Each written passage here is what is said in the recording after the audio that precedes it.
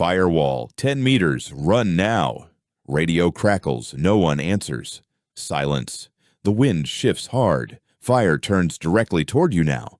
6 hours earlier. The briefing room smells like old coffee and this morning's fire forecast. You strap on 20 kilos, chainsaw, Pulaski axe, pack, and a personal emergency fire shelter. The helicopter drops 11 Hotshot crew members directly onto a high ridge above the tree line. Your crew boss points at the smoke column. It is much closer than this morning's briefing said. You cut a fire break, bare mineral soil that starves the advancing fire of any fuel at all. 10 minutes in, smoke turns from white to black. Black smoke here is never a good sign. The lookout radio's in. Fire spread rate just doubled. The wind is picking up fast out here. You watch the treetops bending hard. The fire reads the same wind you are feeling right now. The crew boss calls it, shift the line 200 meters upslope. Move right now, everyone. You grab tools and run hard upslope. Hotshot crews never walk when fire is accelerating fast. New line goes in fast. Dirt, roots, brush, stripped clean, all the way down to mineral soil. The fire front hits the new line and slows. For 30 seconds, it actually looks fully contained, but one section is too narrow. Someone misjudged the required width by nearly a full meter. One ember crosses the line and drops into dry grass directly behind your crew's entire position. A spot fire ignites behind the crew. 2 firefighters spin around and attack it without hesitation. They smother it with dirt in under 2 minutes. The spot fire is completely dead and gone. You allow yourself one breath of relief. That is your entire ration for this whole shift today. Then the main front surges again. Flames twice as high as 5 minutes ago, easily. The crew boss stares at the terrain map. His expression shifts. That drainage canyon is the problem. You move into the drainage canyon. Steep walls on both sides channel the air perfectly upward. The air attack spotter radios a warning. Drainage canyons act exactly like chimneys for moving fire. The crew boss pauses. 10 more minutes to close the line or pull the crew back now. He signals, 10 more minutes. Finish the section. Everyone here knows exactly what is at stake. Your saw dies mid-cut. You yank the starter cord once, twice, 5 hard times. 0 response. The crew loses rhythm. The section stays open. Everyone steals a glance at your silent saw. Smoke fills the drainage fast. Visibility drops to a few meters. Bitter ash coats your tongue. The air spotter loses visual on your crew and calls it into dispatch right away immediately. Your crew boss's radio cuts out mid-sentence. This terrain kills the comms at the worst time. You strip the air filter with shaking hands. Sweat stings your eyes hard. Stay absolutely focused. Saw catches on the next pull. Thumbs up. Back to cutting hard immediately. No time is wasted. Section done. Mineral soil edge to edge. Cost, 14 critical minutes you could not afford. The spotter is back. Fire has already flanked the drainage from the north. New threat appearing now. You look toward the exit. It is inside the smoke column now. Orange glow through the haze. Crew boss points left. You follow. 200 meters in, the radiant heat spikes dangerously hard. You shout over the roar, wrong direction, fire is ahead of us. The crew boss stops immediately. Full reversal. 3 critical minutes lost where fire moves faster than any running human being.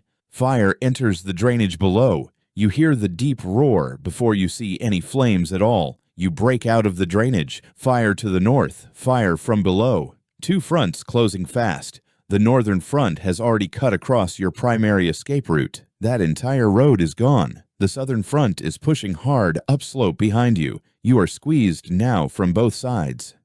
The crew boss radios urgently for helicopter extraction. Dispatch confirms. No usable landing zone available. Deploy fire shelters now. The order is instant. Silver shelters hit the rocky ground all at once. One shelter tears along the seam as it deploys. The firefighter holding it freezes completely still. 11 crew members, 10 intact shelters. The crew boss counts twice to be absolutely certain now. 2 crew members offer to share one shelter. It is designed and rated for exactly 1 person. The crew boss overrides it all. Rock outcrop 200 meters. Right now. Everyone move out. You run blind through thick smoke. Eyes burning, lungs burning, legs burning. Keep moving forward. A crew member goes down hard on the slope, loses his saw, rolls 2 meters straight downhill. 2 crew members haul him up without breaking stride. Nobody stops to retrieve any dropped equipment. The rock outcrop appears through the smoke wall. Bare stone, zero fuel, a narrow dead zone.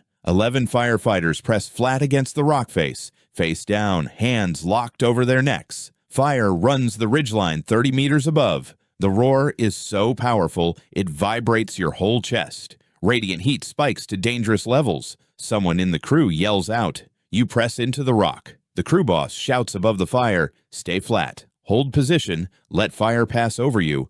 The fire pushes past. The roar fades slowly. What remains is silence and cooling embers ticking.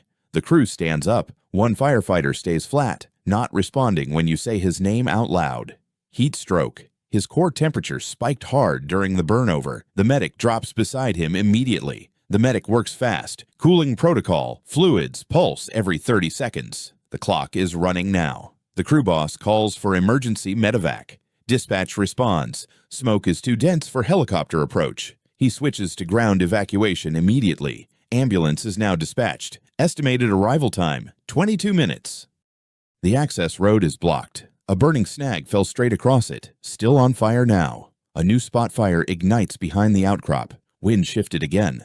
The third time this single shift. 2 crew members grab saws and move fast toward the road to cut the blocking tree. Their radio goes silent. The crew boss calls twice, then 3 times. Only dead static returns. The medic speaks clearly.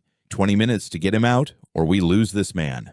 A wind gust sends hot embers cascading over the position. Everyone shields their face immediately. The crew boss calls it. Carry him out manually right now. 6 on 1 casualty. Go. 6 carry the casualty. 5 cover the flanks with tools. The whole formation moves downslope. Visibility is almost zero. You navigate by compass bearing and by listening to the fire behind. The radio crackles back to life. Both crew members report. Road is clear. Burning tree fully out. The ambulance is already waiting at the road. The paramedics can see your formation through the smoke. You reach the road and hand him directly to the paramedics. Your arms are shaking quite badly. The last crew member steps out of the smoke. 11 people on the road, every single one. A massive burning snag crashes down exactly where your formation was walking 30 seconds before. Everyone is alive. You stand on the road staring back into that enormous smoke column. All 11. The ambulance doors close firmly. The paramedic inside gives a clear thumbs up through the glass. The crew boss counts his people one more time. His lips move slowly. He stops at 11.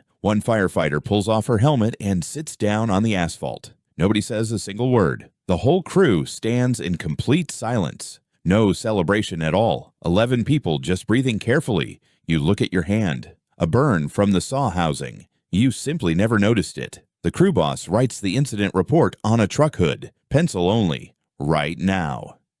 A second crew arrives to continue the containment line. The fire is still actively running forward. Your crew watches the ridge silently. The smoke column is bigger than 1 hour ago. The crew boss calls an after-action review right on the road. Every single crew member steps in. He names the route error clearly out loud in front of everyone present. No blame, only facts. The burned firefighter refuses treatment and says he wants to go straight back into the fire. The crew boss says no. Final. No argument. You stand down whether you like it or not. The helicopter lifts off toward the smoke without your crew on board. You watch it disappear. The fire investigator finds the cause 2 hours later. An abandoned campfire still actively burning here. In the ash, 500 meters from where your crew almost died. One small disposable lighter. Every fire season, Wildland crews face moments where training, terrain, and pure luck decide everything. One shift showed you everything. Like and subscribe. Next shift starts right now.